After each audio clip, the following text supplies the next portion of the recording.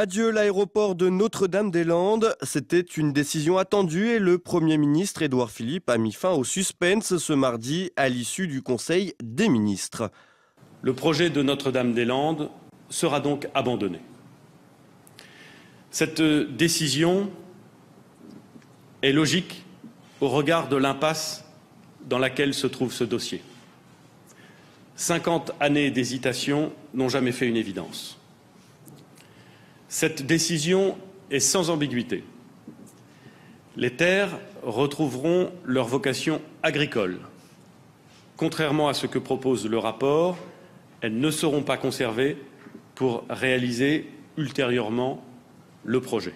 Mardi, Gérard Collomb avait annoncé l'évacuation des zadistes les plus radicaux et des centaines de policiers seraient arrivés dans la région de Nantes et de Rennes quelques heures après ces déclarations.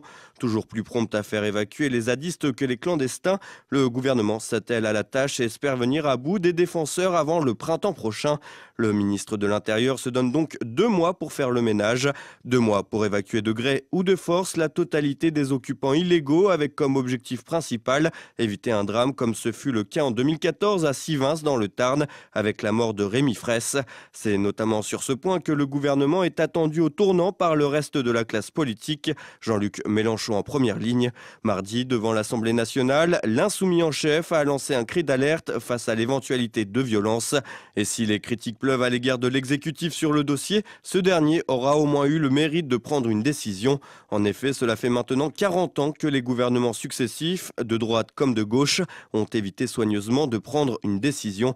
Emmanuel Macron n'aura fait qu'hériter d'un dossier dont tout le monde s'est délesté. Pour le nouveau patron des Républicains, Laurent Wauquiez, qui a toujours été favorable au projet, cette évacuation cache une capitulation. Mais les critiques vont également porter sur le non-respect du référendum organisé en 2016, où les votants favorables au projet s'étaient imposés. Autre critique attendue, celle due aux pénalités en cas d'abandon du projet. En effet, le contrat liant l'État à Vinci prévoit que l'entreprise soit indemnisée, et cela pourrait coûter plusieurs centaines de millions d'euros.